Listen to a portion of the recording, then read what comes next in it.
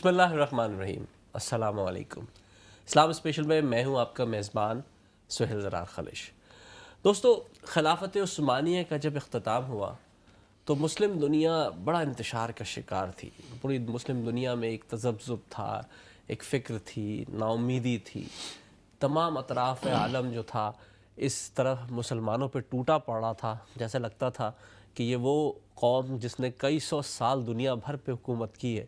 آج وہ کہیں بھی نظر نہیں آتی۔ جس کا جہاں منہ بنتا تھا، جو جس طرف سر اٹھاتا تھا وہ چلا جاتا تھا اور مسلمان علاقے قبضے ہوئے جا رہے تھے۔ ایسے میں فکری اور علمی تہذیبوں نے جنم لیا، فکری اور علمی تحریکوں نے جنم لیا اور وہ آگے بڑھیں، اور بہت سے ایسے علماء، ایسے اسکالر، ایسے لوگ سامنے آئے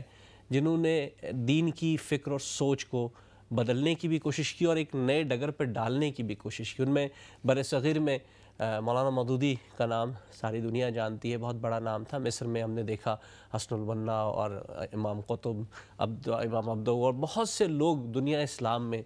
نظر آئے جنہوں نے دین کی اصل فکر کی طرف لوگوں کی توجہ دلائی اور یہ کوشش کی کہ اس کام کو دوبارہ زندہ کیا جائے۔ اب ہو گیا، خلافت ختم ہو گئی، حکومتیں ختم ہو گئیں، لیکن جو اصل کام تھا، جو دعوت و تبلیغ تھی، جو تحریک تھی، جس کے ذریعے اسلامی انقلاب برپا کیا جا سکتا تھا، جس کے ذریعے اسلام کو دوبارہ زندہ کیا جا سکتا تھا، اس پر کام کیا جائے۔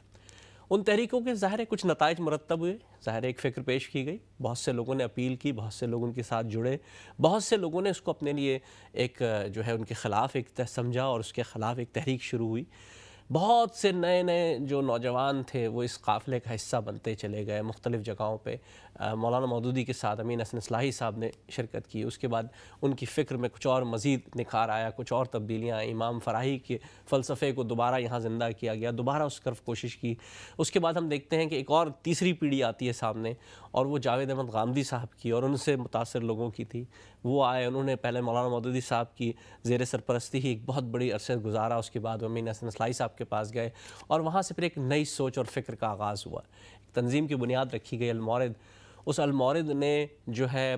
بہت سے نئے نئے زاویے، نئے نئے جو رنگ تھے وہ پیش کیے، دین کے مختلف اشکالات کا جو تھا وہ اظہار ہوا اور اس پر روشنی ڈالی گئی اور یہ سوچ اور فکر کو کھولنے کی بات کی گئی۔ یہ کہا گیا کہ جناب آپ سوچیں ضرور، فکر کریں، سوچیں، اس پر نئے انداز سے دیکھیں، اور قرآن کو جو ہے محور و مرکز بنانے کی بات کی گئی۔ یہ سب ہوا، المورد ایک تنظیم بنتی ہے، آگے بڑھے، اس کو دیکھا گیا۔ آج ہماری کوشش یہ تھی کہ ہم ایک ایسی ہستی سے آپ کی ملاقات کرائیں جنہوں نے ایک بہت طویل عرصے سے المورد کے ساتھ وہ تعلق رکھتے ہیں، نہ صرف اس کے ریسرچ اسکالر ہیں، آپ خود بھی پی ایچ ڈی ڈاکٹر ہیں، بائی پروفیشن تو آپ نے یو ای ٹی لاہور سے انجینئرنگ پاس کی، لیکن اس کے بعد آپ نے اسلامک تعلیم اور قرآن کے فکر کے حوالے سے پی ایچ ڈی کیا یونیورسٹی آف ویلز سے، ایک طویل عرصے سے اس سے جڑے ہیں۔ جمع قرآن اور تدوین قرآن کے حوالے سے بہت ریسرچ ہے، 20 سال کی ریسرچ کے بعد ان کی کتاب بھی آئی ہے۔ لندن آئے ہوئے ہیں، دنیا بھر میں یہ اسپیچز ہوتی ہیں، اپنے یہ جو ہیں لیکچرز دیتے ہیں قرآن کے حوالے سے، اور اس پر کام ہو رہا ہے۔ کئی کتابوں کے مصنف ہیں، بہت سے لیکچرز ان کے یوٹیوب پہ بھی موجود ہیں۔ میری خوش نصیبی ہے کہ آج اسٹوڈیو میں لندن میں یہ موجود ہیں۔ ڈاکٹر شہزاد سلیم صاحب، کیسے ہیں آپ؟ ٹھیک ٹھاک ہے سر؟ اللہ کا شکر، الحمدللہ۔ ڈاکٹر صاحب بہت بہت شکریہ، آپ نے ہمارے اسٹوڈیو کو جوائن کیا، اسلام چینل اردو میں آپ آئے۔ ڈاکٹر صاحب بہت سے سوالات ہم دیکھتے ہیں، اگر ہم تھوڑا سا پیچھے سے ہم اس بات کو شروع کریں کہ عموماً ہم نے یہ دیکھا، جو بالکل جاوید احمد غامدی صاحب بھی مودودی صاحب کے پاس گئے، اس سے پہلے وہ ریسرچ میں لگے ہوئے تھے، اسرار احمد صاحب سے ملے، پھر اس کے بعد 3-4 سال ان کے ساتھ گزارے، پھر وہ امین حسن اصلاحی صاحب کے پاس چلے گئے اور تقریباً 25-28 سال آخر تک ان کے ساتھ رہے، اور اس طرح پھر وہ ایک نئی چیز آئی۔ تو جب آپ المورد آئے تو کیا آپ بھی ادھر ادھر سے ہوتے ہوئے کچھ ریسرچ کرتے ہوئے کچھ دیکھتے داکھتے آئے تھے، یا آپ کا بیک گراؤنڈ اسٹریٹ اوے بالکل غامدی صاحب کے ساتھ جا کے جڑ گیا؟ بسم اللہ الرحمن الرحیم جی، بہت بہت شکریہ، آپ نے یہاں پہ موقع دیا اپنے خیالات کے اظہار کا۔ میری تو اس طرح سے معاملہ تھا جی کہ I lost my father at a very young age, میں 14 سال کا تھا، تو ان کی وفات کے نتیجے میں ایک ہلچل مچ جاتی ہے، you are shaken.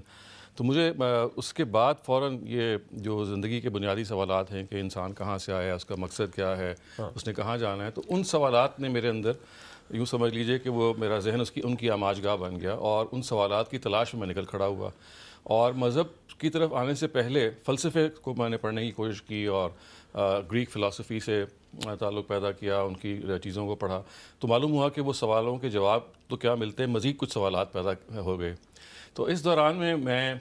Maulana Maududi کی تحریروں سے واقف ہوا، ڈاکٹر اسرار صاحب سے واقف ہوا، اور امین احسن اصلاحی صاحب سے واقف ہوا، اور ان سے پھر اتفاقاً جب میں واقف ہوا تو میں ان کی واقفیت سے پہلے یہ رائے قائم کر چکا تھا کہ اگرچہ میں انجینئرنگ کی اپنی تعلیم مکمل کروں گا، لیکن ان سوالوں کے جواب کو حاصل کرنے کے لیے اور گہرائی میں جا کے دین کو سمجھنے کے لیے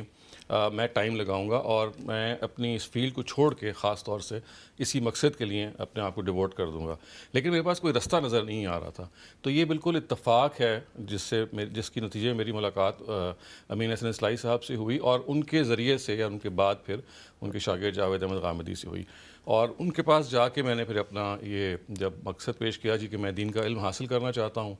تو پھر یہ انہوں نے پھر بندوبست کیا، اتفاق سے کچھ اور نوجوان بھی اسی ٹائم پہ آئے ہوئے تھے المورد، اور ہم نے پھر ادارہ اس وقت تعطل میں تھا، اس کا احیاء کیا گیا، یہ 1990 کی بات ہے، اور بس پھر اس کے بعد سے اس میں کچھ تعلیم پہلے حاصل کی، براہ راست غامدی صاحب سے پڑھا، ان کے جو سینئر شاگرد ہیں ان سے پڑھا، پھر کچھ پڑھایا، پھر ریسرچ کی طرف آئے، اسی طرح سے پھر مجھے موقع ملا پی ایچ ڈی کے سلسلے میں برطانیہ کی یونیورسٹی سے منسلک ہونے کا، تو وہ کام کیا، اور پھر ایک جو دوسری کروٹ لی وہ یہ تھی کہ جو ہمارے ینگسٹرز ہیں، خاص طور سے جو نوجوان نسل ہے، ان کے ساتھ میں نے کوشش کی کہ ایک ریپو ہم پیدا کریں، اور مغرب یا مشرق میں جہاں بھی وہ ہیں تو جو اس وقت سوالات کے پیدا ہو رہے ہیں ان کے ذہن میں، مذہب کے بارے میں، سچائی کے بارے میں، ایتھیزم کی ایک بہت بڑی لہر ہے جس کے نتیجے میں نوجوان شکار ہو جاتے ہیں، تو مذہب کے حوالے سے ایک ان کے اندر اعتماد پیدا کرنے کی کوشش کی جائے، سوالوں کا جواب دینے کی کوشش کی جائے، اور اس کے ساتھ ساتھ یہ جو ایک آپ نئے سبجیکٹ کو دیکھتے ہوں گے جس کو ہم کہتے ہیں لائف کوچنگ، یعنی زندگی کی جو اونچ نیچ ہے، زندگی کی جو پریشانیاں ہیں، تنگ راہیں ہیں، ان میں ایک زندگی کو برتنے کا طریقہ سکھایا جائے۔ تو میں نے پھر یہ پچھلے کوئی 15 سال سے اپنے ریسرچ کے ساتھ ساتھ اس کام کو ایڈ کیا ہوا ہے کہ نئی نسل کے ساتھ ایک تعلق پیدا کر کے ان کی فکری علمی رہنمائی کرنے کی کوشش کی جائے، اور اس کے ساتھ ساتھ ان کی اخلاقی اور ذہنی تربیت بھی کی جائے، تاکہ انسانی لیول پہ بھی وہ اچھے انسان بننے کے لیے اسپائر اپنے آپ کو کریں، اور اس کے ساتھ ساتھ ان کے ہاں قرآن مجید سے اور دین سے ایک لگاؤ پیدا ہو، اور جو سوالات ان کے ذہن میں پیدا ہو رہے ہیں ان کے بارے میں ان کو انکریج کیا جائے، کیونکہ دیکھیں آپ یہ جانتے ہیں کہ ہمارے ہاں مذہب کے اوپر ڈیبیٹ کا کوئی کلچر نہیں ہے، یعنی مشرق میں تو بالکل نہیں ہے، مغرب میں آپ یہاں آتے ہیں تو آپ کو مل جاتا ہے، تو ہمارے یہاں گھٹن سی ہے، اور ذہنوں میں جو سوال پیدا ہوتے ہیں ان کو زیادہ سنپ کر دیا جاتا ہے یا زیادہ انٹرٹین نہیں کیا جاتا، تو یہ کوشش کی گئی ہے کہ وہ سوالات جو بھی ہیں جس طرح سے بھی ان کے ذہن میں ہیں ان کو انٹرٹین کیا جائے، ان پہ ڈسکشن کی جائے، اور کھل کے ان کو موقع دیا جائے کہ وہ اعتراضات ہیں، سوالات ہیں، ان کو پریزنٹ کریں، اور جس چیز کو ہم سمجھتے ہیں تو اس کو ڈائلاگ کی شکل میں آگے بڑھایا جائے، ضروری نہیں کہ سارے سوالوں کا جواب دے دیں، لیکن کم سے کم کوشش ضرور کریں۔ ٹھیک ہے۔ اچھا، آپ نے تذکرہ کیا کہ آپ کا کچھ وقت مولانا امین احسن اصلاحی صاحب کے ساتھ بھی گزرا، اور وہ بہت عمر رسیدہ تھے اس وقت، لیکن ایک بہت اچھا وقت گزرا۔ آپ کا میں نے ایک انٹرویو بھی پڑھا جو آپ نے ان کا لیا تھا، اور وہ بڑا انہوں نے کھل کے بچپن کا تذکرہ کیا تھا، تو بحیثیت مجبوری دیکھیں داعی اور مبلغ تو بہت زبردست تھے، ان کی تدبر قرآن دنیا بھر میں اس وقت ظاہر ہے وہ سب دنیا اس کو مانتی ہے، بحیثیت انسان آپ نے ان کو کیسا پایا؟ بہت غیر معمولی انسان میں نے ان کو پایا، اور میں ایک جملہ جو انہوں نے ہمیں سکھایا، میرا ان کے سے تعلق پیدا ہوا 1988 سے، اور 1994 تک میں 6 سال ہر ہفتے ان کے پاس ہم جاتے رہے، پھر آخری 3-4 سال وہ بہت معذور ہو گئے تھے، تو اس میں بہت ساری چیزیں ان سے سیکھیں، لیکن ایک چیز ایسی ہے جو میرے جیسے کہتے ہیں نا کہ دماغ میں ایچڈ آن مائی مائنڈ، اور ایک بالکل دماغ میں اس نے ایک بہت گہرا نقش چھوڑا ہے۔ ان کا ایک جملہ تھا، اور انہوں نے یہ کہا کہ جب وہ اپنے استاذ فراحی صاحب سے جب پڑھتے تھے تو ظاہر ہے وہ کہتے تھے کہ دیکھیں تحقیق اور ریسرچ اور سچائی کو جاننے کی جو تلاش ہے یہ بڑا کھٹن کام ہے، اور اس کے نتیجے میں اپنے بھی پرائے بعض دفعہ ہو جاتے ہیں۔ تو اس موقع پہ انہوں نے یہ جملہ بولا کہ دیکھو میرے استاذ نے مجھے کہا تھا کہ اگر تمہارا سایہ بھی تمہارا ساتھ چھوڑ جائے تب بھی تم نے حق کی بات جو سمجھی ہے وہ کہنی ہے۔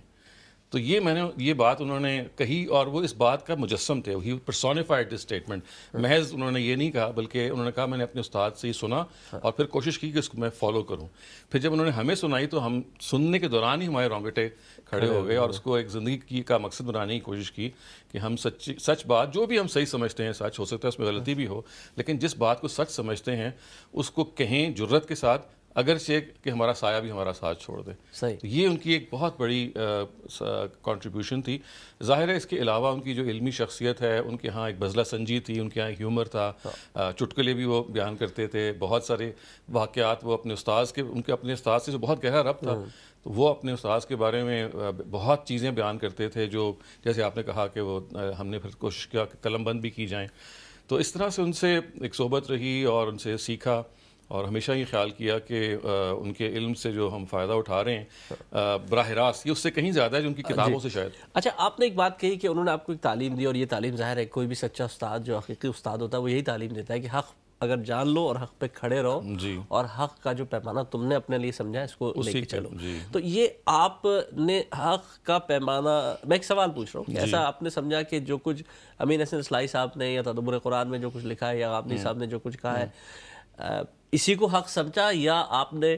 اس کو کسی اور پیمانے پہ جانچا؟ دیکھیں, حق سے مراد تو اصل میں وہ دلیل ہے جس کی بنیاد پہ کوئی شخص اپنی بات کو پیش کرتا ہے. تو مودودی صاحب ہوں, اصلاحی صاحب ہوں, ابو حنیفہ ہوں, کوئی بھی اسکالر ہو, اگر وہ اپنی کوئی رائے پیش کرتا ہے تو اس کے دلائل ہوں گے. تو دلائل کی صحت ہے جو اصل چیز ہے. اگر وہ دلیل آپ کو مضبوط لگی ہے تو وہ کسی کی بھی ہو سکتی ہے. تو اصل چیز یہ نہیں ہے کہ وہ اصلاحی صاحب کی یا غامدی صاحب کی ہو یا مودودی صاحب کی ہو, بلکہ وہ کہیں سے بھی آ سکتی ہے. تو جو بات ہے اس کی صحت کا استدلال سمجھا جائے, گہرائی میں جا کے سمجھا جائے کہ کوئی صاحب اگر کہہ رہے ہیں کہ یہ قرآن کی اس آیت کا مطلب یہ ہے اور وہ اس کے دلائل بیان کر رہے ہیں, تو ہم ان دلائل کو اسٹڈی کریں گے, کمپیئر کریں گے, اور دلائل سے, اور جن دلائل میں ہمیں اسٹرینتھ نظر آئے گی, انٹلیکچولی کنونسنگ نظر آئیں گے, اس کو ہم فالو کریں گے. تا وقت کہ اگر کوئی کمزوری ان میں نظر آ جائے جو کوئی اور پوائنٹ آؤٹ کرے یا ہمارے اپنے اندر کوئی ڈاؤٹ پیدا ہو جائے, تو یہ ترک و قبول کا ایک سفر ہے جو جاری رہے گا. کہ سچائی تقلید کہ جہاں تک بات کی جاتی ہے, ہم جیسے عموماً دیکھتے ہیں کہ تقلید کا ایک ہمارے یہاں پورا ایک بیک گراؤنڈ موجود ہے, بہت بڑے بڑے نام ہیں, اور آج تک کئی سو سال سے جو کچھ طے ہو گیا تھا نبی کریم صلی اللہ علیہ وسلم کے وصال کے کئی سو سال کے بعد, اس کو آج تک اسی طرح فالو کیا جا رہا ہے. تو یہ تقلید کا تو ہمارے یہاں مزاج ہے. تو آپ نے اس سے ہٹ کر سوچنے کی کوشش کیوں کی کہ ایسا کون سی چیز تھی جس نے آپ کو کہا نہیں کچھ اور بھی سوچو؟ نہیں دیکھیں, اصل میں کوئی ایسا تو نہیں ہے کہ ندرت انسان کے ذہن میں پہلے سے ہی ہوتی ہے کہ میں نے کوئی نئی بات یا نادر بات سوچنی ہے. اصل تو یہ ہے کہ آپ ہوئی ہوئی بات پر غور کرتے ہیں, یا تو اس بات سے آپ کنونس ہو جاتے ہیں کہ بھئی بات بالکل معقول ہے, اور یا آپ غور کرنے کا پروسیس جاری رکھتے ہیں, اور شاید کوئی خود نئی کسی بات پہ آپ پہنچ جائیں, یا موجودہ جو مختلف باتیں ان میں سے کسی ایک کو ترجیح دیں. تو اصل میں پروسیس جو ہے وہ یہ ہے کہ اللہ تعالیٰ نے کہیں بھی ہمیں تقلید کا یا اجماع کا, جیسے کہ اس کو آپ اگر ایک اور طرح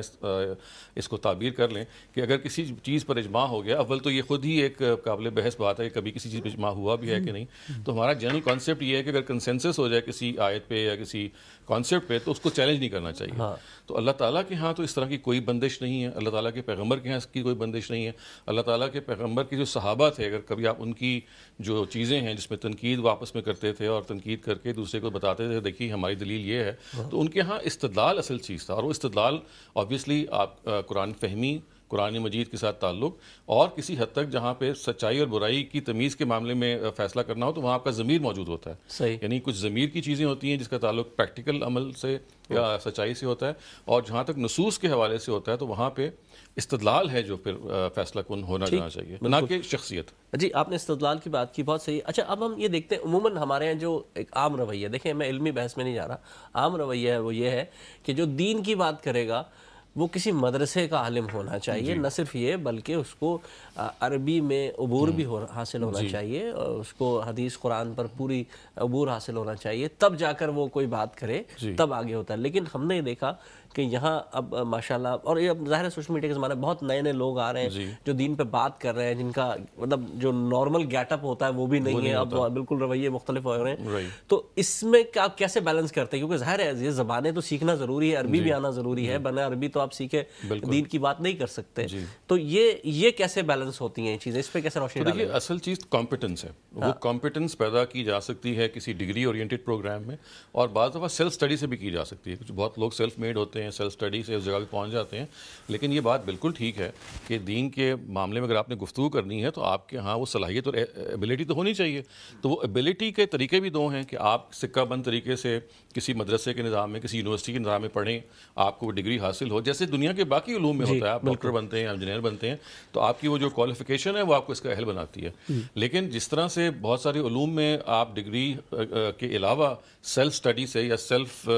یوں سمجھ لیں مطالعے سے آپ وہاں پہنچ جاتے ہیں, تو اصل چیز تو کمپٹنس پیدا کرنا ہے. وہ کمپٹنس چاہے یونیورسٹی کے سسٹم سے پیدا ہو جائے, جو کہ زیادہ آسان ہے اور زیادہ معروف طریقہ ہے, لیکن ہمارے ہاں ایسا بھی طریقہ رہا ہے کہ جس میں اساتذہ سے انڈیویجولی پڑھ کے, جیسے ہمارے قدیم درس نظامی میں جب اس طرح سے نہیں شروع ہوتا تھا تو لوگ مختلف اساتذہ کے پاس ٹائم سپینڈ کرتے تھے, اور ان اساتذہ سے ایک ذاتی سند ان کو مل جاتی تھی کہ ہاں یہ اس علوم پہ عبور رکھتا ہے.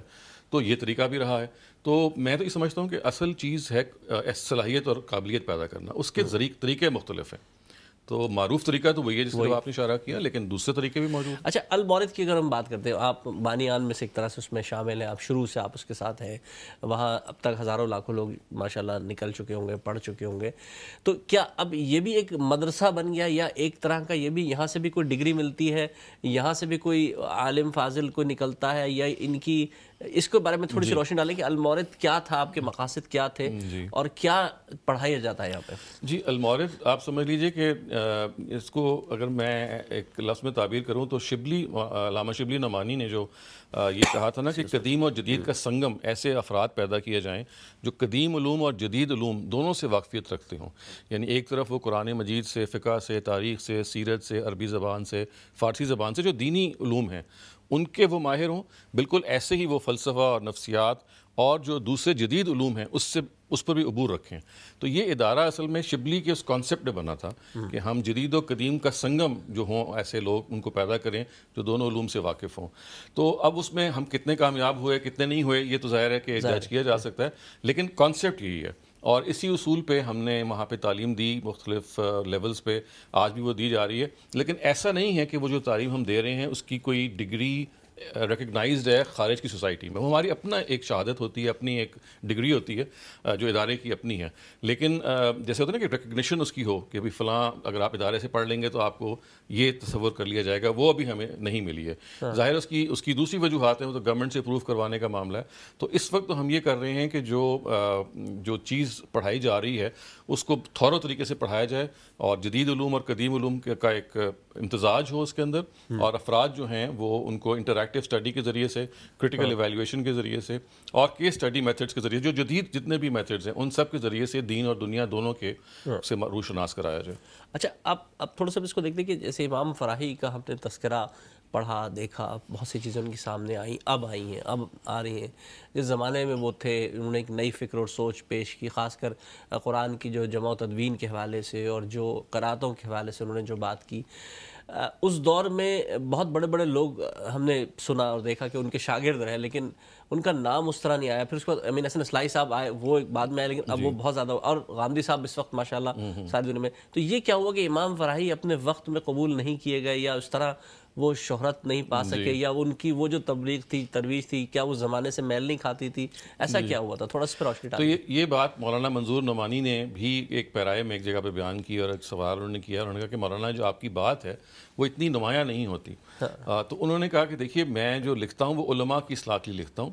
اور اس لیے میری جو زبان ہے لکھنے کی وہ عربی ہے. تو جس زمانے میں وہ یہاں پہ اپنی گفتگو کرے تو اردو میں ان کی نہ ہونے کے برابر تحریریں ہیں. جتنی بھی ان کی تحریریں ہیں وہ عربی زبان میں ہیں. تو منظور نعمانی صاحب نے جب اس طرح کا معاملہ ان سے پوچھا تو انہوں نے کہا کہ دیکھیں, میں عربی زبان کو میں نے اختیار اس لیے کیا ہے کہ میں چاہتا ہوں کہ ہمارے اس وقت علماء کو ڈائریکشن کی ضرورت ہے, اور اگر میں اردو میں لکھوں گا تو ان پہ وہ کبھی بھی تاثر نہیں ڈالیں گے. تو اس وجہ سے میں ان کی اصلاح کے لیے یہ کام کر رہا ہوں, اور اگر ان کی اصلاح ہو جائے گی تو پھر عام آدمی کی بھی اصلاح ہو جائے گی. تو پھر آپ دیکھیے کہ انہوں نے اپنا کردار ادا کر لیا, لیکن ان کے فوراً بعد ان کے جو شاگرد ہیں امین حسن اصلاحی, ان کی جو تفسیر ہے تدبر قرآن وہ اردو زبان میں, ان کی ساری جو دوسری تصنیفات ہیں چند ایک کے علاوہ وہ سب کی سب اردو زبان میں ہیں, کیونکہ پھر وہ اردو زبان پھر عام لوگوں کی زبان بھی بن گئی اور علماء کی زبان بھی بن گئی. تو فرائی صاحب کے نہ جانے جانے کی بڑی وجہ یہ ہے کہ ان کا جو ہم اثر لوگ ہیں وہ ان کے کام کو سمجھتے نہیں تھے, کیونکہ وہ عربی زبان میں تھا. تو جیسے جیسے تراجم ہوئے, کچھ چیزیں تو خود مولانا اصلاحی نے ترجمہ کر دیں, کچھ بعد میں لوگوں نے ترجمہ کی, ویسے ویسے پھر ان کا تعارف ہونا شروع ہو گیا. لیکن یہ ضرور ہوا کہ عالم عرب میں ان کی چیزیں چونکہ عربی زبان میں پڑھی جانی چاہتی تھیں, تو آہستہ آہستہ پھر وہ وہاں پہ مقبول ہوئی ہیں, اور وہاں لبنان سے اور دوسری جگہوں سے شائع بھی ہوئی ہیں, اور ہندوستان سے بھی اب ان کی چیزیں عربی کی شائع ہو گئی ہیں, اور آہستہ آہستہ اب ان کا تعارف جو ہے وہ پیدا ہو گیا. ایک جو بہت مطلب ایک اعتراض سا کیا جاتا ہے کہ کئی سو سال، 1000 1200 سال 1300 سال گزر گئے تھے، قرآن کی یہ جو نیا رنگ اور رمز ہے یہ کسی کو علم میں نہیں تھا، کسی کو پتہ نہیں تھا۔ جو امام فراہی لے کر آئے، جس طرح انہوں نے بتایا کہ ترتیب ہے، نزولی ترتیب، اور اس کے حوالے سے دوسری چیزیں باتیں کی انہوں نے، 7 جو منازل تھے، اور جو اس پر بات کی گئی ساری چیزیں، تو یہ آپ نے کہ میں نے ایک جگہ پڑھا کہ آپ نے کہا کہ نہیں، امام فراہی نے بھی کہا کہ مجھ سے پہلے بھی تھی موجود، لیکن آپ نے خود کہا کہ میں نے ریسرچ کی، مجھے ابھی تک ملا نہیں ہے۔ تو ایسا کس تھا، کون سی ایسی چیز تھی جس پر وہ بنیاد بنا کے کھڑے تھے اور یہ بات کہہ رہے تھے؟ کیا یہ قرآن سے ہی ثابت ہو رہی تھی سب چیزیں؟ جی وہ ایسے ہے کہ اگر آپ تفسیر کی اور قرآن کی تاریخ پہ نگاہ ڈالیں گے تو آپ یہ دیکھیں گے کہ ہمارے ہاں زیادہ تر قرآن کی جو تفسیر ہے وہ تفسیر بے روایہ ہوئی ہے، روایتوں کے ذریعے سے یا آثار کے ذریعے سے تفسیر ہوئی ہے۔ براہ راست قرآن کو قرآن کے متن سے، اس کی زبان سے اور اس کے کانٹیکٹ سے سمجھنا جو ہے یہ کبھی بھی ہمارے مسلمانوں کا موضوع نہیں رہا۔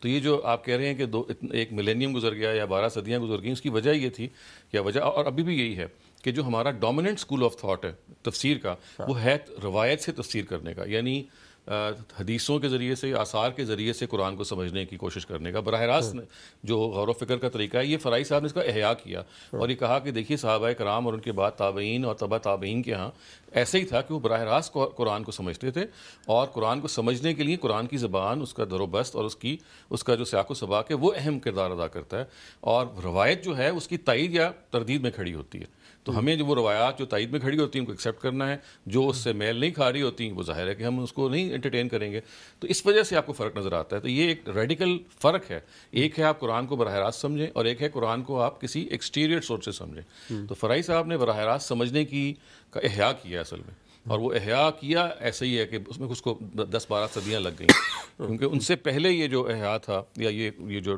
آپ کہہ لیں ڈگر تھی، یہ بہت پہلے تھی۔ اور یہ بات ضرور ہے کہ اکا دکا درمیان میں ایسے لوگ آئے ہیں کہ جنہوں نے پھر قرآن کو براہ راست سمجھنے کی کوشش کی، جیسے زمخشری ہیں یا جیسے رازی ہیں، لیکن ان کے ہاں بھی وہ ایک حد تک رہا ہے۔ تو زیادہ تر قرآن کی تفسیر ہوئی ہے کسی ایکسٹیریئر سورس سے، جو زیادہ تر روایت یا آثار۔ ایک دور تھا نا کہ ہم تو ترجمہ ہوتا ہی نہیں تھا ہمارے یہاں، تو فارسی میں ترجمہ ہوا یا ان کے شاہ ولی اللہ نے کیا، پھر ان کے صاحبزادے نے اردو میں ترجمہ کیا، تو یہ تو بالکل نئی چیز تھی، اس کو بدعت کہا گیا، بڑی مخالفت بھی ہوئی، کفر کا فتویٰ لگ گیا ان پر، بہت کچھ ہوا۔ تو یہ ایک ایسی چیز تھی جو بالکل فرائی صاحب نے کی، تو اس وقت انہیں کو مسائل کا شکار ہوئے وہ؟ جی ان کے اوپر اشرف علی تھانوی صاحب نے فتویٰ لگا دیا تھا، لیکن وہ فتویٰ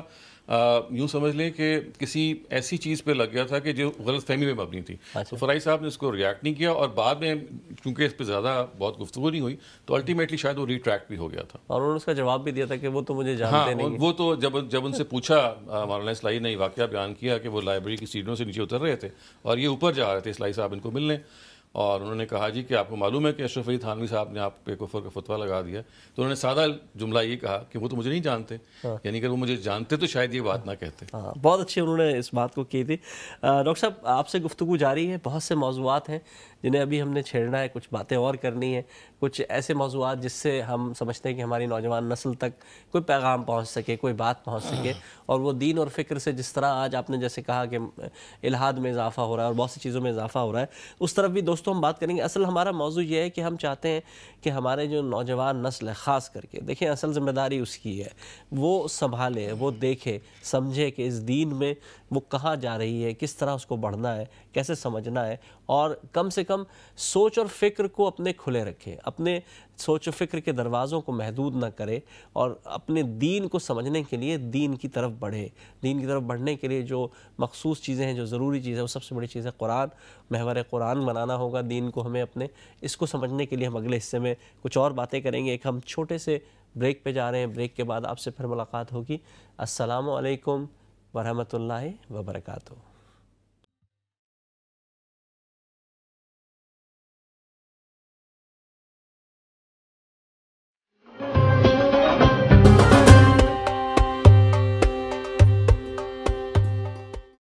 بہت بہت شکریہ ناظرین، وقفے کے بعد ہمیں دوبارہ جوائن کرنے کے لیے ہمارے درمیان ڈاکٹر شہزاد سلیم صاحب موجود ہیں، ہمارے کلاس سے تشریف لائے ہیں۔ بہت اچھی گفتگو ہو رہی ہے، علمی باتیں ہو رہی ہیں، بہت کچھ سیکھنے کو مل رہا ہے۔ آئیے چلتے ہیں ان سے اور گفتگو کرتے ہیں، کچھ بات کرتے ہیں۔ ڈاکٹر صاحب مدرسۃ الاصلاح موجود ہے، امام فراہی بھی وہاں رہے، وہ چلتا رہا، مدرسۃ الفراہی بھی بنا سکتے ہیں، بلکہ کہا بھی جاتا ہے کہ ہم مدرسہ فراہی کے ہیں اور مدرسہ فراہی سے منسلک ہیں۔ تو پھر المورد کیوں، مدرسۃ الاصلاحی کیوں نہ پاکستان میں بنایا گیا؟ تو یہ ایسے ہے نا جی کہ جب استاد حمید الدین فرائی صاحب کا انتقال ہوا تو ان کے جو علمی ایک لحاظ سے ایک نمایاں وارث تھے امین حسن اصلاحی، وہ پاکستان آ گئے، اور پاکستان آ کے پھر وہ جماعت اسلامی میں شامل ہو گئے، اور تقریباً 17 سال تک مولانا مودودی کی رفاقت میں علیہ رحمہ انہوں نے اپنی زندگی گزاری، اور پھر 1957 میں وہ علیحدہ ہوئے ہیں، اور پھر انہوں نے تدبر قرآن لکھنے کا آغاز کیا۔ تو ان کے ہاں اصل میں کوئی مدرسہ یا کوئی تعلیمی ادارہ بنانے کی کوشش نہیں ہوئی۔ یہ ضرور ہے کہ جب انہوں نے اپنی تفسیر مکمل کر لی تو انہوں نے ایک حلقہ بنایا، حلقہ تدبر قرآن، تاکہ لوگوں کو قرآن پڑھایا جائے، اور اس کے بعد ادارہ تدبر قرآن کی بنا بھی رکھی انہوں نے۔ لیکن اصل میں چونکہ مدرسے سے وہ تعلق ایڈمنسٹریٹو ٹوٹ گیا تھا جب وہ پاکستان آئے، اور ایک بہت بڑا گیپ پیدا ہو گیا تھا، تو اس وجہ سے پھر یہی موضوع سمجھا گیا کہ یہاں جو ادارہ بنایا جائے تو وہ ایک نئے نام سے بنایا جائے۔ پھر اس کے بعد یہ ادارہ تدبر قرآن و حدیث کے بعد پھر جب غامدی صاحب نے یہ ادارہ بنایا المورد، تو اس کی جو یوں سمجھیے کہ بنانے کی وجہ یا یہ نام اختیار کرنے کی وجہ بخوبی آپ کو معلوم ہی ہوگی کہ یہ اس کا مطلب چونکہ ہے پیاس بجھانے کی جگہ، تو اس کو انہیں ایک سمبولکلی ایک یہ یوں تعبیر اختیار کی کہ یہ علم کے پیاس بجھانے کی جگہ ہے، اور اس کو پھر ایک نئے نام سے موسوم کیا۔ ٹھیک ہے، اچھا صاحب اب ہم چلتے تھوڑا سا بات کرتے ہیں کہ عموماً المورد میں یا مختلف جو بھی آپ کے جو دوست احباب ہیں، جتنے بھی لوگ ہیں جو اس وقت بات کر رہے ہیں، وہ ایک چیز پہ بڑا فوکس کرتے ہیں، قرآن کو محور و مرکز ہونا چاہیے۔ غامدی صاحب بھی کہتے ہیں تو قرآن کوئی لے کے چل رہا ہے، قرآن ہی تو محور و مرکز ہے، تمام مدارس میں پڑھایا جا رہا ہے، تمام اسکولوں میں پڑھایا جا رہا ہے، ہمارے یہاں ہزاروں کی تعداد میں قرآن ختم ہوتے ہیں، قرآن سے جڑے ہوئے سالانہ جو ہمارے تراویح کی محافل ہوتی ہیں وہاں قرآن ہی پڑھا جاتا ہے، کسی کا انتقال ہو جائے، کسی کی بیماری ہو جائے، ہم قرآن ہی تو پڑھتے ہیں، تو قرآن کو محور و مرکز سے آپ کی کیا مراد ہے؟ اصل میں اس کا مطلب یہ ہے کہ قرآن مجید کو سمجھنے میں اگر آپ روایات سے تمسک اختیار کرتے ہیں، روایات کے ذریعے سے قرآن کو سمجھتے ہیں، تو پھر آپ مرکز و محور قرآن کو نہیں بنا رہے، ان روایات کو بنا رہے ہیں۔ تو جب یہ لفظ بولا جاتا ہے تو اس پر نہیں بولا جاتا کہ آپ قرآن کا عام ترجمہ جو پڑھتے ہیں تو اس میں آپ محور نہیں بناتے، بلکہ اس میں یہ مراد یہ ہوتی ہے کہ تفسیری اختلافات جو ہوتے ہیں یا قرآن مجید کو انٹرپریٹ کرنے یا سمجھنے کے معاملے میں جو اختلافات ہوتے ہیں، اس میں آپ فائنل فیصلہ بظاہر خارج میں دیتے ہیں روایت یا حدیث کو، یعنی اس کو بنیاد بنا لیتے ہیں۔ اگر روایت یا حدیث کچھ اور بات کہہ رہی ہے اور قرآن کچھ اور بات کہہ رہا ہے، تو اس وقت ہمارا جو ٹریڈیشنل تھاٹ ہے، باوجود اس کے کہ وہ یہ کہتا ہے کہ قرآن مجید کو فوقیت حاصل ہے، لیکن عملاً ان کے ہاں جو ترجیح ہے وہ روایت کو دی جاتی ہے۔ تو اس کی نفی میں کہا جاتا ہے کہ مرکز و محور اصل میں قرآن ہی کو بننا چاہیے، نہ کہ روایت اور حدیث کو۔ اچھا، لیکن آپ بات تو صحیح ہے، لیکن کیا مطلب بنا تو لیں گے، ظاہر سی بات ہے، لیکن اس کے لیے بھی تو کوئی سورس چاہیے نا، کیسے ہم سورس تو بہرحال ہمیں حدیث اور روایت کی طرف جانا پڑے گا۔ نہیں، وہ سورس خود قرآن کا اپنا متن ہے اور اعلیٰ عربی زبان سے علم ہے۔ اگر آپ قرآن مجید کی عربی کو اچھی طرح سے جانتے ہیں، جیسے فرائی صاحب نے اس کو اپنا ایک مرکز بنایا یا اصلاحی صاحب نے، تو پھر اصل میں آپ قرآن مجید کے اپنے سٹرکچر سے، اس کے اپنے نظم و ترتیب سے اور اس کے اپنے جملوں کے در و بس سے وہ مفہوم اخذ کر سکتے ہیں، اور اس مفہوم کو براہ راست اصل میں اخذ ہونا چاہیے۔ کیونکہ دیکھیں اللہ تعالیٰ یہ کہتے ہیں کہ قرآن مجید جو ہے وہ عربی مبین میں ہے، وہ واضح عربی میں ہے، اور وہ لوگ جو اس عربی مبین سے واقف ہے اس میں وہ اس کو سمجھ سکتے ہیں۔ لیکن اس وقت جیسے میں نے ابھی شروع میں بتایا کہ ہمارے ہاں امت میں تفسیر کا جو نمایاں جو اسکول آف تھاٹ ہے وہ بالروایا کا ہے، یعنی آپ نے اصل میں لازماً روایت پر سے قرآن کو سمجھنا ہے، جبکہ آپ یوں سمجھ لیں کہ فرائی اسکول آف تھاٹ کا اصل مقامہ یہ ہے کہ اگر آپ نے حدیث کو سمجھنا ہے تو وہ قرآن کی روشنی میں، نہ کہ قرآن کو حدیث کی روشنی میں۔ تو یہ ایک بیسک ڈپارچر ہے جس کی وجہ سے یوں سمجھ لیجئے کہ دونوں کے نتائج بھی فرق نکلے ہیں۔ اچھا، آپ کی کتاب بھی آئی جمع تدوین قرآن، اور اس کے حوالے سے آپ نے بہت کام کیا، آپ نے 20 سال اس پہ ریسرچ کی، اور ابھی میں سن رہا تھا کہ اس کے بعد وہ کتاب اب سامنے آئی ہے جس میں آپ نے دنیا کے مختلف ممالک کا دورہ بھی کیا اور دیکھا بھی۔ وہاں آپ ایک جگہ ایک بات آپ نے کہی کہ جو قرآن کا اس وقت جو عثمانی نسخہ مختلف جگہوں پہ کہا جاتا ہے موجود ہے، یہ اصل نہیں ہے، یہ اس میں مختلف مسائل ہیں، دوسری چیزیں ہیں۔ تو پہلے تو یہ روشنی ڈالیے گا کہ جمع تدوین قرآن کے حوالے سے آپ کا موقف مجھے تھوڑا سا مختلف لگا۔ آپ نے یہ کہا کہ نبی کریم صلی اللہ علیہ وسلم قرآن دے کر نہیں گئے تھے، اس طرح کی کوئی بات سامنے آئی، حالانکہ ہم تو یہ سمجھتے ہیں کہ وہ تو کتابی شکل میں دے کر گئے تھے، اور قرآن تو خود اس بات پہ کہتا ہے کہ بھئی آپ کو سکھا بھی دیں گے، پڑھا بھی دیں گے، اور تلاوت کرا بھی دی گئی۔ آخری رمضان میں 20 دن کا اعتکاف ہوا، وہاں پڑھا گیا، تو سب دیا گیا، اور وہ مدینے میں تو موجود رہتا تھا قرآن جس میں آتی رہتی تھی۔ تو پھر یہ دو چیزیں کیسے تو یہ ایسے نا جی کہ ہمارا جو روایتی فکر ہے وہ اس کو ایسے بیان کرتا ہے کہ قرآن مجید کی کا جو فائنل ریسنشن کہتے ہیں اس کو، یا جو فائنل نسخہ ہے یا اس کی جو فائنل شکل ہے، وہ حضرت عثمان کے زمانے میں دی گئی. تو یہ ہمارا جو روایتی علم ہے وہ یہ بات بیان کرتا ہے کہ صورتوں کی جو ترتیب ہے وہ حضرت عثمان کے زمانے میں دی گئی، اور ان کے یہاں قرآن فائنلائز ہوا. اس سے پہلے قرآن مجید ابھی فائنل شکل میں موجود نہیں تھا. یہ عام لوگ جو روایتی جو اس کے جواب میں فرائی صاحب نے بات پیش کی، اور انہوں نے بتایا کہ دیکھیے سورہ قیامہ کی وہ جو آیتیں اِنَّ عَلَيْنَا جَمْعَهُ وَقُرْآنَ فَإِذَا قَرَأْنَاهُ فَاتَّبِعْ قُرْآنَهُ، یہ آیتیں بتا رہی ہیں کہ اللہ تعالیٰ نے نبی صلی اللہ علیہ وسلم کی اپنی زندگی میں قرآن مجید کو، یعنی اسے کہتے ہیں نا کہ فائنلائز کر دیا تھا، اور یہ کہا گیا تھا کہ قرآن جب نازل ہو جائے گا تو اس کی ایک نئی قرات کی جائے گی، اور آپ نے پچھلی قرات کی نہیں، نزولی قرات کی نہیں، بلکہ اس نئی قرات کی پیروی کرنی ہے. تو یہ اصل میں وہ فرق ہے. یہ فرق میں جو آپ نے جو بات بیان کی ہے وہ اصل میں آپ نے وہ نقطہ بیان کر دیا جو فرائی صاحب نے بیان کیا ہے. آپ اگر ٹریڈیشنل اسکالرس کو دیکھیں گے تو وہ یہ ایسا نہیں کہتے. تو وہ یہ کہتے ہیں کہ قرآن مجید کی جو شکل فائنل ہمارے سامنے ہے وہ حضرت عثمان کے زمانے میں ترتیب پائی ہے. پھر اتنی بات نہیں ہے، اصل میں بات اس سے زیادہ بہت ساری چیزیں ہیں جو بیان کرتے ہیں. وہ قرآن مجید کی جمع و ترتیب کی جو روایتیں بخاری میں بیان ہوئی ہیں ان کے اندر قرآن مجید کی جو اوتھینٹسٹی ہے وہ آپ کو نظر آئے گا کہ جیسے کوئی ایک ہیپ ہیزٹ کلیکشن ہوئی ہے، جلدی میں ایک قرآن مرتب کر دیا گیا، کچھ آیتیں مختلف لوگوں سے مختلف چیزیں لی گئی اور پھر آیتیں نہیں مل رہی تھی، ان کے اوپر گواہی لی گئی. اور پھر ظاہر ہے کہ بعض اور جو ہمارے ماخذ ہیں وہ بیان کرتے ہیں کہ اس کے علاوہ بھی آیات ہو سکتی تھیں جو نہیں ملی، یا اگر مل گئی ہیں تو ان کے بارے میں پلیسمنٹ کے بارے میں گفتگو کی گئی. پھر اسی طرح سے ہمارے ہاں یہ کانسیپٹ تھا کہ قرآن مجید میں سے بعض آیتیں موجود ہیں جو نکال دی گئیں، ان کا حکم ابھی آپریشنل ہے لیکن وہ قرآن سے باہر ہیں، تو ان کو کہتے ہیں منسوخ التلاوت دون الحکم. تلاوت منسوخ ہو گئی ہے. جیسے آپ دیکھیں نا جو رجم کی آیت ہے جو ہے، تو وہ اس آیت کے بارے میں کہا جاتا ہے کہ اس کا حکم آج بھی موجود ہے لیکن جو آیت ہے وہ قرآن سے باہر روایت میں پائی جاتی ہے. تواتر کے بارے میں بات ہوتی ہے ہمارے یہاں جو تواتر سے مراد لی جاتی ہے وہ اس کو بھی ہم دیکھتے ہیں کہ المورد میں یا آپ لوگ اس کو تھوڑا سا ڈینائی کرتے ہیں. آپ تواتر سے معنی کیا لیتے ہیں؟ کیونکہ تواتر سے تو قرآن ملا ہے ہمیں، تواتر سے ہمیں احادیث ملی ہیں، تو پھر تواتر کا فرق کیسے کریں گے آپ؟ نہیں، میرے خیال ہے بات تو الٹ ہے. ہم تو تواتر کو بہت زیادہ پریزنٹ کرتے ہیں، ڈینائی بالکل نہیں کرتے، بلکہ یہ کہتے ہیں کہ دیکھیے اللہ تعالیٰ کے رسول صلی اللہ علیہ وسلم نے جو ہمیں دین دیا اس کے 2 حصے تھے اور دونوں حصے تواتر سے ہمیں ملے ہیں. ایک قرآن مجید اور دوسری ان کی سنت، اور سنت حدیث نہیں ہے بلکہ نبی صلی اللہ علیہ وسلم کا عملی عمل ہے، بے شک، تو جو حضرت ابراہیم سے چلا آ رہا ہے. تو سنت اور قرآن دونوں کو تواتر حاصل ہے. اور تواتر کا مطلب کیا ہے؟ تواتر کا مطلب یہ ہے کہ ہر نسل میں، ہر جنریشن میں اتنی بڑی تعداد نے کسی چیز کو منتقل کیا ہو کہ اس کا جھوٹ پہ جمع رہنا کا امکان ختم ہو جائے، اور یہ ہر رنگ آف دا لیٹر جیسے کہتے ہیں نا کہ ہر جنریشن میں یہ موجود ہو. تو قرآن مجید کو اور سنت کو یہ حیثیت حاصل ہے کہ وہ سنت جو ہے وہ عملی تواتر سے منتقل ہوئی ہے اور قرآن جو ہے وہ قولی تواتر سے. تو وہ تواتر ان کو موجود ہے. جس چیز کے بارے میں کہا جاتا ہے کہ تم کو تواتر حاصل نہیں، وہ احادیث ہیں، اور ان کو کوئی بھی متواتر نہیں مانتا سوائے بالکل ایک اقل قلیل لوگوں کے. یعنی آپ جو جتنے بھی جلیل القدر اتھارٹیز ہیں ان کو اخبار احاد کہتی ہیں. اس کا جو ٹیکنیکل نام ہے وہ اخبار احاد. بالکل. اس وجہ اخبار احاد کے بارے میں کسی نے نہیں کلیم کیا کہ وہ متواتر ہے. تو اس معاملے میں ہمارا موقف، آپ کی کتاب جو کامن مسکنسپشن آف اسلام کی جو آپ نے لکھی ہے اس میں بھی آپ نے حدیث اور سنت کا جو فرق الگ کیا ہے اس کو، تو اس پہ تھوڑی سی روشنی ڈالیں. ٹھیک ہے آپ نے بھی کہا کہ یہ ہے، لیکن حدیث بھی تو ہمیں سنت بھی تو ہمیں حدیث کی فارم میں ہی ملی ہے نا، یا تسلسل کیسے ہے؟ وہ انڈیپینڈنٹ ہے. یہ اس کو میں آپ کو مثال سے ایسے سمجھاتا ہوں کہ مثلا جب میں انگریزی زبان کے کچھ الفاظ بولوں گا یا اردو زبان کے الفاظ بولوں گا تو میں کبھی ڈکشنریز میں دیکھ کے نہیں بولتا، یعنی وہ میں نے سنے ہوئے متوارثاً سنے میں بول رہا ہوں، لیکن ڈکشنری میں بھی سکتے ہیں اور ڈکشنری بھی ایک چیز ہے. تو بالکل ایسے ہی ہے کہ حدیث میں سنت کا ریکارڈ موجود ہوتا ہے لیکن وہ منحصر نہیں ہے حدیث پہ.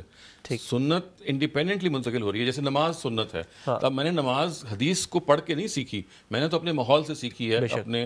بالکل جو میرے چاروں طرف نماز پڑھی جا رہی ہے، تو یہ تواتر سے میں نے نماز سیکھی ہے. تو اس وجہ سے ہم کہتے ہیں کہ حدیث جو ہے وہ انڈیپینڈنٹ ہے. تو دیکھیں حدیث کا معاملہ یہ ہے کہ وہ نبی صلی اللہ علیہ وسلم کے قول، فعل اور تقریر کے حوالے سے کوئی انہوں نے بات کی ہے، کسی چیز پہ خاموش رہے ہیں، کسی کی توثیق کی ہے، کچھ لوگوں نے اس کو سن لیا اور آگے بیان کر دیا. یہ اس لیے ان کو اخبار احاد کہتے ہیں، اور یہ عام طور سے منتقل ہوئی ہیں اورلی یا ریٹن فارم میں. یہ جو سنت ہے یہ عملی چیز ہے. جیسے حج ایک سنت ہے اللہ تعالیٰ کی، اور یہ سنت بھی اصل میں سنت ابراہیمی ہے. ختنہ جو ہے یہ سنت ابراہیمی ہے. پورے قرآن ختنے کے اس سے خالی ہے لیکن یہ پہلے سے چلا آ رہا ہے. تو آپ سمجھیں کہ دین کا جو ماخذ ہے وہ نبی صلی اللہ علیہ وسلم ہے، اور ان سے ہمیں متواتر طور پہ جو دین ملا ہے وہ 2 شکلوں میں ملا ہے، ایک قرآن اور ایک سنہ. حدیث ایک تیسری چیز ہے، اور وہ یہ ہے کہ قرآن کے بارے میں یا سنت کے بارے میں یا کسی چیز کے بارے میں نبی صلی اللہ علیہ وسلم سے کسی نے سوال کر لیا تو یہ نبی صلی اللہ علیہ وسلم کا علم ہے، جو آگے منتقل ہوا ہے. اور چونکہ وہ منتقل اس طرح سے ہوا ہے کہ اس میں غلطی کا امکان ہے, تو پھر محدثین نے پھر وہ معیارات بنائے ہیں کہ جس کو ان کو سامنے رکھ کے پرکھا جائے کہ یہ روایت جو نبی صلی اللہ علیہ وسلم کی نسبت سے بیان کی جا رہی ہے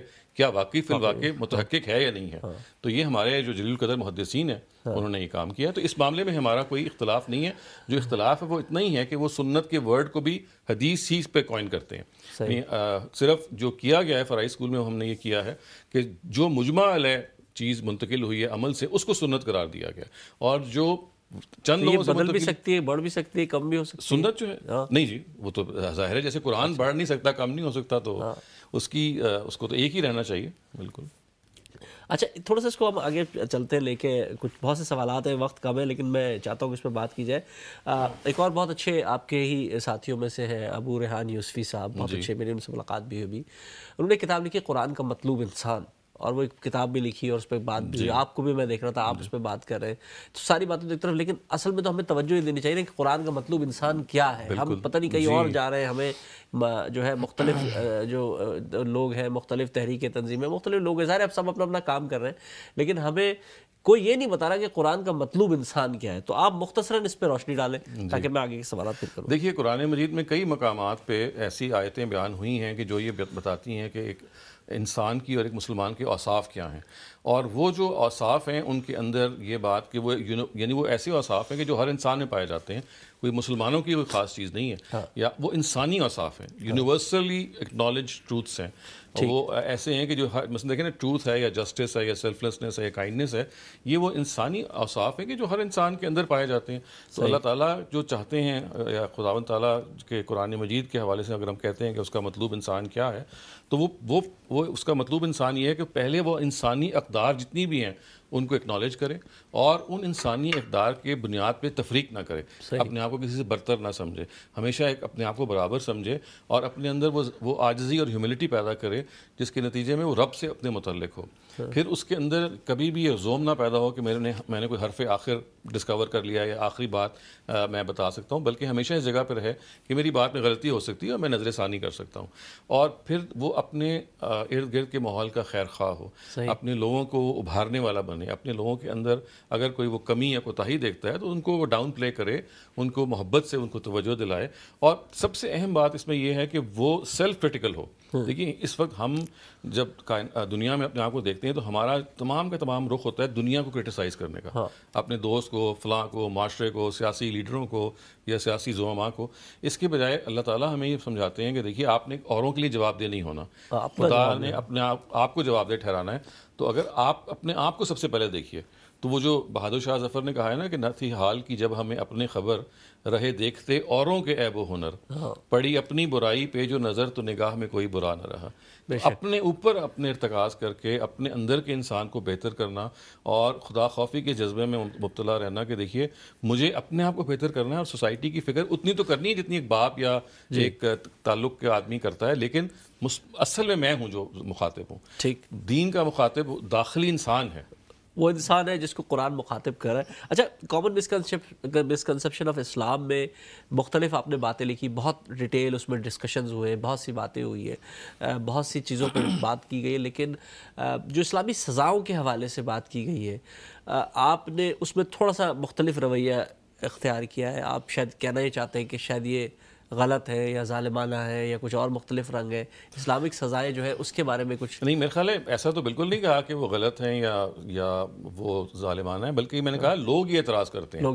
یعنی میں تو لوگوں کی بات کو کوٹ کیا. ہاں مطلب یہ ظاہر ہے تھوڑا سا بات اوپر ہو گئی, اصل میں آپ نے لوگوں کی اس بات کو کوٹ کرتے ہوئے جو اپنی وضاحت کی. جبکہ قرآن مجید تو اس کے بالکل الٹ یہ بتاتا ہے کہ یہ سزا جب دی جاتی ہے تو انتہائی شکل میں دی جاتی ہے جب ملزم کے پاس کوئی عذر باقی نہ رہے, یعنی ملزم کے حالات میں کوئی اس کو آپ رعایت نہ دیں تو پھر یہ انتہائی سزائیں ہیں. قرآن مجید میں ایسا نہیں ہے کہ مثلا ایک بچے نے چوری کی اور آپ نے اس کا ہاتھ کاٹ دیا ہے, کسی آدمی نے بھوک کی وجہ سے چوری کر لی تو آپ نے ہاتھ کاٹ دیا. نہیں, ایک آدمی نے جو واقعی چور ہے, جس کے پاس کوئی عذر نہیں تھا اس چوری کا, تو یہ سزا اس وقت امپلیمنٹ کی جاتی ہے جو یہ بات بیان کی ہے. اور دوسری یہ بات بیان کی ہے کہ بنیادی طور پہ یہ سزائیں مسلمانوں کے لیے ہیں, مسلمانوں کو یہ مخاطب کرتی ہیں. تو غیر مسلم اگر آپ کے ممالک میں رہتے ہیں تو ان سے الگ اس میں کانٹیکٹ کیا جائے گا کہ وہ اگر کوئی وائلیشن کرتے ہیں تو ان کو کیا سزا دی جائے. ٹھیک ہے. اچھا سر تھوڑا سا آگے بڑھتے ہیں. ہم یہ دیکھتے ہیں کہ ہمارے یہاں بہت کام ہو رہا ہے, لاکھوں حفاظ سالانہ نکلتے ہیں, لاکھوں قاری نکلتے ہیں, لاکھوں عالم نکلتے ہیں, معاشرے میں تبدیلی آ جانی چاہیے لاکھوں کروڑوں لوگوں کی تبدیلی سے, لیکن نہیں آ رہی. کیا ایسا سمجھتے ہیں آپ کہ کیونکہ ہمارے ہاں سوشل سائنسز سے ہم دور ہیں, ہمیں نہیں پتا کہ آج کا سیاسی عمرانی عالم جو ہے یا جو معاشرتی حوالوں سے ڈسکشن کرتا ہے وہ ہمیں کیا کہہ رہا ہے اور وہ ہمیں نہیں پڑھایا جا رہا ہے, یا کیا ایسی وجوہات ہیں ہم سوشل سائنسز سے کیوں اس کو خلاف سمجھتے ہیں دین کے؟ لیکن دو پہلو ہیں. یعنی ہمارے ہاں جو بیکورڈنیس ہے وہ عام انسان کے اندر بھی ہے اور ہمارے عالم میں بھی ہے. تو دونوں کی وجوہات الگ الگ مجھے محسوس ہوتی ہیں.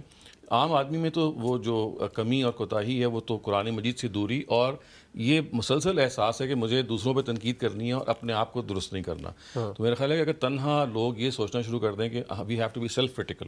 سیلف اکاؤنٹیبلٹی پہ ہم نے آگے بڑھنا ہے, تو ہمیشہ آپ کی توجہ پھر خارج کے بجائے داخل میں رہے گی. عام آدمی کو تو میرا خیال ہے یہ بہت ضرورت ہے کہ ہم اس لیسن کو بار بار اپنے ممبر سے اپنے مسجدوں سے دہرائیں.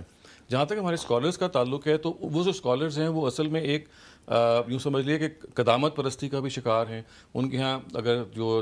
بہت ساری جو دنیا میں علوم اس وقت پیدا ہو گئے ہیں ان کو اگر کہا جائے کہ ان علوم سے بھی آپ کو ایک درجے میں واقفیت ہونی چاہیے. وہ یہ کہتے ہیں نا بھائی میں تو عالم ہوں, میں ڈاکٹر انجینئر کو جب آپ کہتے ہیں کہ وہ ڈاکٹر ہے تو ڈاکٹر پڑھے گا, انجینئر ہے تو انجینئر پڑھے گا, تو عالم تو صرف عالم پڑھے گا. نہیں تو ہم ان سے یہی کہیں گے کہ آپ عالم ہی کے طور پہ پڑھیں, لیکن اتنی تو سائنس جاننی چاہیے نا جو ایک بنیادی چیز ہے. یعنی دیکھیں کچھ چیزیں ایسی ہیں جیسے ایک ڈاکٹر کو بھی ہم کہیں گے نا کہ تمہیں بنیادی دین آنا چاہیے, آپ دین کے اسکالر نہ بنیں لیکن ایک بنیادی دین آنا چاہیے. تو اسی طرح سے عالم کو بھی یہ کہیں گے کہ آپ کو بیسکلی تو دینی علم پہ ہی فوکس کرنا چاہیے, لیکن چند چیزیں ایسی ہیں جو نفسیات ہے یا فلسفہ ہے یا عمرانیات ہیں جو دنیا کے دوسرے علوم ہیں جو مذہب پر اثر ڈالتے ہیں. کیونکہ دیکھیے نا جیسے اب ایوولوشن کی تھیوری ہے یا مثال کے طور پہ ایتھیزم کے بہت سارے رجحانات ہیں, تو یہ اصل میں اگر آپ دیکھیں گے تو سوشیولوجی اور اینتھروپولوجی سے آ رہے ہیں. تو اگر آپ کو ان کی بنیادیں نہیں پتہ ہوں گی تو آپ پھر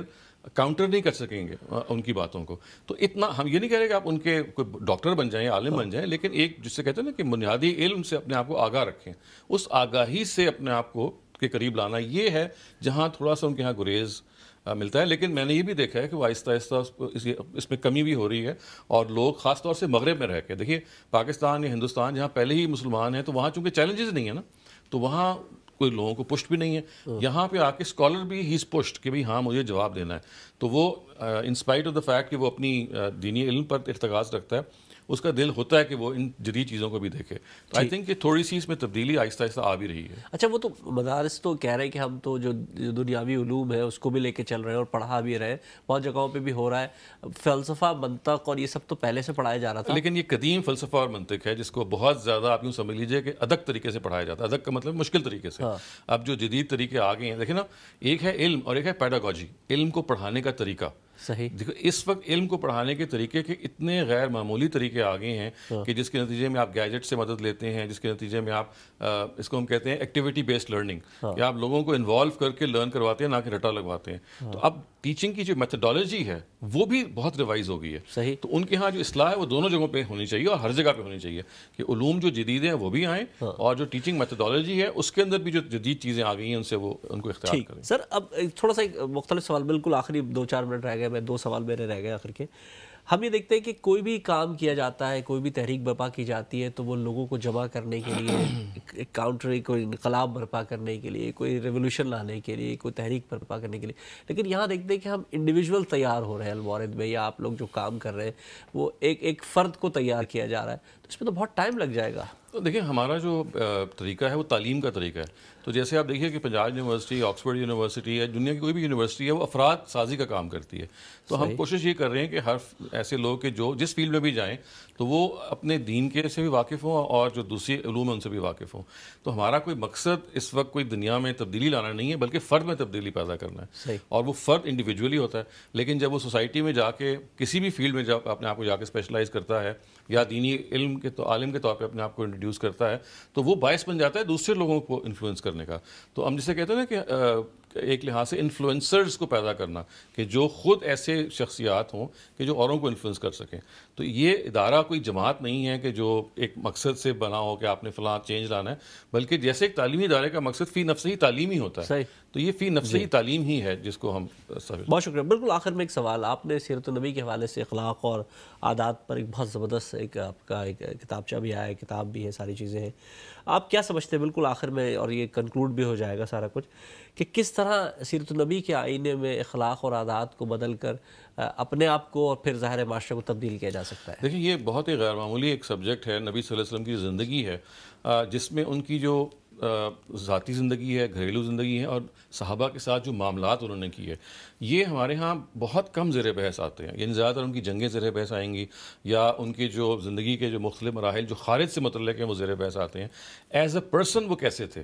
کہ اعلیٰ اخلاق جو ان کے ہاں، جس کو ہم قرآن مجید میں کہتے ہیں نا، کہ اور حضرت عائشہ نے کہا کہ کانا خلقہ القرآن، کہ ان کا اخلاق قرآن تھا، تو اس کی جھلک روایتوں میں اور تاریخ میں موجود ہے. تو اس کو اجاگر کرنا اور ان کو خاص طور سے الگ مرتب کرنا، اور اس سے انسپریشن دلانا اپنی ینگر جنریشن کو کہ دیکھو ٹھیک ہے وہ اللہ تعالیٰ کے نبی تھے، لیکن ان کے بعض انسانی اوصاف بھی تھے، اور ان انسانی اوصاف میں صبر ہے، شکر ہے، توکل ہے، دوسروں کے ساتھ تعلق پیدا کرنا ہے. اور جس کو انہوں نے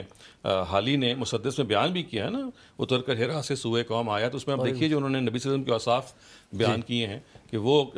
قبائل کو شیر و شکر کرنے والا، بدندیش کے دل میں گھر کرنے والا. تو اب یہ دیکھیے نا، یہ باتیں ہیں کہ اگر آپ اپنے نوجوانوں کو بتائیں کہ آپ کے جو پیغمبر تھے وہ کس طرح سے معاف کر دیا کرتے تھے، کبھی ذاتی انتقام نہیں لیتے تھے. میں ایک جگہ پڑھ رہا تھا کہ انہوں نے جب کبھی کھانا ان کو پسند نہیں ہوتا تھا تو وہ یہ نہیں کہتے تھے کہ میں نے کھانا پسند نہیں ہے، وہ بس نہیں کھاتے تھے. That would be his signal کہ بھئی میں نے نہیں کھانا. تو ان کی جو ہے نا زندگی کو برتنے کی جو چیزیں ہیں، جو ایک ظاہر ہے ان کی اس شخصیت سے بہت عیاں ہیں، اس چیز کی ضرورت ہے کہ ہم اپنی نوجوان نسل کو ان سے آگاہ کریں. بہت بہت شکریہ ڈاکٹر صاحب، آپ کی آمد کا، آپ کی گفتگو کا، اور بہت کچھ ہم نے آج آپ سے سیکھا. دوستو، ڈاکٹر شہزاد سلیم صاحب ہمارے ساتھ موجود تھے. ہم نے بہت کوشش کی ہے، بہت اچھے ان سے سوالات پوچھے، اور انہوں نے بہت اچھے جواب دیے. یقیناً تشنگی رہ گئی ہے. انشاءاللہ کوشش کریں گے کہ دوبارہ جب لندن تشریف لائے تو ان کے ساتھ ایک طویل نشست ہو. ویسے ان کے لیکچرز وغیرہ بھی ہیں یہاں بھی پورے برطانیہ میں، لیکن ہم کوشش کریں گے کہ ان سے ایک اور ملاقات ہو، اور بہت سے موضوعات جو تشنہ رہ گئے ان سے بات ہو. انشاءاللہ آپ سے اگلے ہفتے پھر ملاقات ہوگی. اپنا بہت خیال رکھیے گا. السلام علیکم ورحمۃ اللہ وبرکاتہ.